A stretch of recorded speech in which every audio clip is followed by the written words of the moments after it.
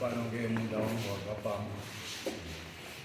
Munda uyu wakapamba uri umwe weminda yakagoverwa wakatanga kugara munzvimbo iyoyo. Goverwa futi yakagoverwa ipapo chena. Yanga yakamira yakati wekutanga wanga uri wababa mukuru Jani Muchinguri, sekuru waNopa. Wechipiri uri waNyakusiku, wachiuya waNyauriri Munganda mukuru, pachiuya waGurevu China, pachiuya waChandigwa Chirahondo, pachiuya waJoero Pfachi, pachiuya waMartin Pfachi Chitsungi, pachiuya waSidney Nyajeka, pachiuya waWiri Mberi, pachiuya waNyahana Chironda, pachiuya waMabweretete Mukasi, pachiuya waTandazai Muchinguri, pachiuya waDiki Mahomva, pachiuya waZengeni, pachiuya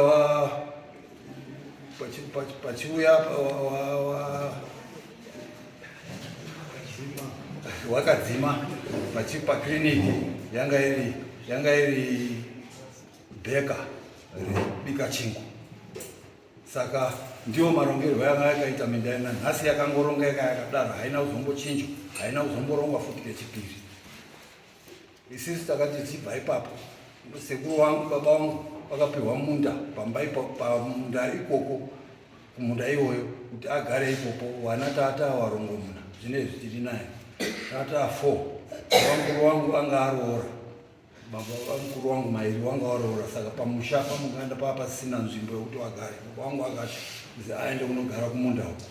Yanga ari 1950 akasvika akawaka pamba ipapo. Nhasi ndio patiri tagarapo 75 years tiripo. Zvinezvi inini ndiri mumunda imomo, nin'ina wangu Pesi ari mumunda imomo, hapana umwe munhu ari mumunda imomo. Saka ndakashama kuti muna 2021 ndakadaidzwa kwamambo kuzizo ugere mumunda memunhu, munhu aroda munda wake. Ndikashamisika kuti wazoita munda wamunhu akabvepi munhu iyoyo. Asi ndakatongwa kwamambo ikoko, ndikaedza kuwatsanangurira, hawana kupindura zvakanaka. Wakangoti munda achapa munhu anoda munda, kana kuti achati hafu yemunda iyoyo opa umwe, hafu yemunda iyoyo opa umwe. Asi zvisati zvaitika izvozvo, pane munhu wakandichaira foni makuseni achiti izvo wanhu wekwanewanje wari mumunda mako wari kutema huni, endawotarira. Ndikati uri kutema huni mumunda mangu, sikazi ndikamuka, nandakadaro ndikamuka, ndikaenda ndikasvika foshuwa wari kutora masoso, wakabva watiza mumwe wacho wakanohwanda seri kwechizero. Ndisiri kuziva kuti kufunga kwangu munhu uyu uri kunditipa uyu ndiye ari kutoronga nevanhu avo kuti watori munda, because anga awaka padhuze ipapa. Saka anga auda chigombo chaawaka icho nechipisi chemhiri kwemunda, kwemhiri kwerodhi chiri chakanangana nepamba pake. Saka munhu iyeyo anga ari nditezvara wamambo, munhu iyeyo. Saka ari tezvara wamambo ipapo anga akuziva kuti mambo akudini, akusiya chigaro. Saka anga auda kuti asiya achestirwa papesa. But anyway, zvisinei izvezvi, yakazoti yapera mambo auya ati izvo ari kupa munhu anoda, for sure akazopa munhu anoda. Ini ndikati aiwa ndichaendawo kuti nditraiwo, because akutondinesa, ndakutorwara ndachembera. Ndichaedza kuti ndiende kumakoti zvino achandibatsirawo, ndisikazivi kuti mwamisi wangu waitoenda kumakoti iwo wagadzirisa ikoko, kusaziva wangu, asi kufunga kwangu semunhu. Alright, pane zvanoda kubvunza. Mati 2021 ndipo makaenda kukoti. Ndipo takaenda kukoti. Mambo akapa decision kuti chii? Mambo first akataura mazwi ake ngekuti ndichapa munhu kuhafu. Zvaakataura zvekupetanga zvina basa. Final decision akati akati mundange wamai yavo.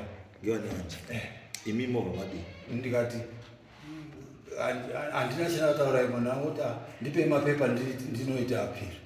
vamaita appeal Vandaita apiri. vakwanzi chii kuappeal Kuapiri manje wanga wasikatsvagi kuti mai uyu zvaari kutaura uzivhetawo kuti ndizvo. kuappeal kwakanzi chii Kuapiri wakati izvo hawagoni kuti wape judgment yemunhu ari best suited pajudgment ndimunhu ndimambo agere pamunda ipapo. okay saka zvakataura kuti which means judgment yakati chii saka zviuwa judgment yakati chii Saka judgment yakati haingachinji zvataurwa namai.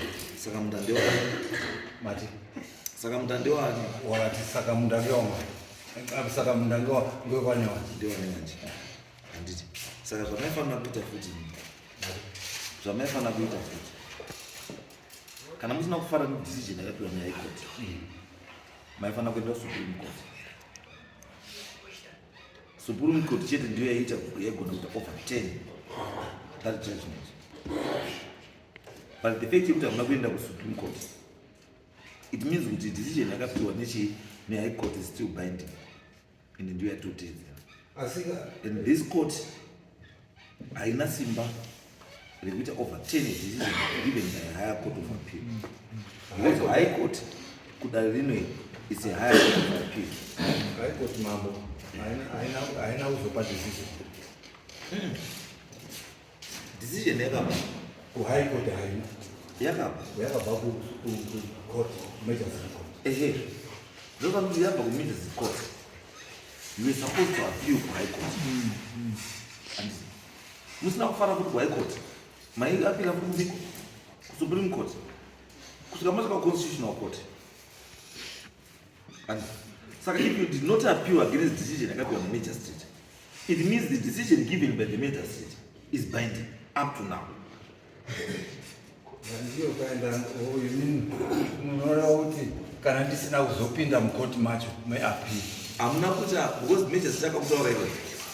And so magistrate kana akati the best person suited kukupa a decision concerning this issue ndimambo because ndiyo ari pachi background. So I cannot rule against what the chief has said because ndiye custodian we community land.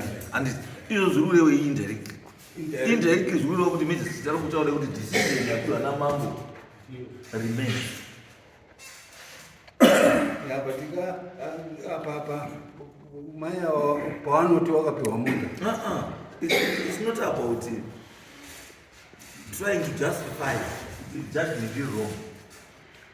As right now, what you should be doing is trying to overturn the decision given na magistrate na mama. Because in India, mama, and once you change, that's what you're going to do. As high court, do you have any maruramiro? And ndiyo yanga ine maruramiro kuzvichinja zvese izvo. High court ine chinonzi inherent jurisdiction, inonzwa nyaya dzese haina chaisinazo. Saka imimi yei panokutaura imi ndipo kuti yenyu yakatotongwa ikapiwa judgment anditi kwamambo mukaapila against judgment yani yamambo mukaenda kuwa magistrate akasvika kakutaurai kuti aiwa inini handikwanisi kuchinja zvakataurwa nani namambo, so zvakataurwa namambo ndozviri chii ndozviripo ndozvirikorect. Imimi ndobva madii ndobva matozorora handiti.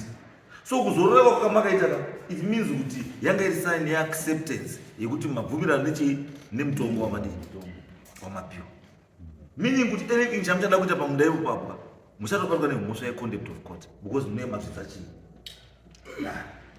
Saka chiripo ndechekuti kana muri funga kuti nyaya yemuda kuitanga kuti maakutoitanga futi asiri kuchii kuhigh court haichadziki kuti pai pasi because pasi there is already a decision that you have contested.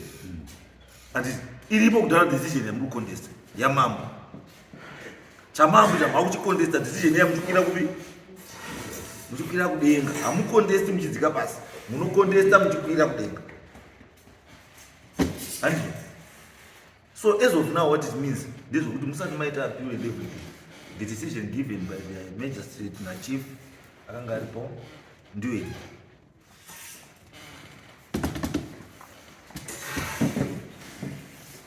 Handizvo? Ande kumba? Next case.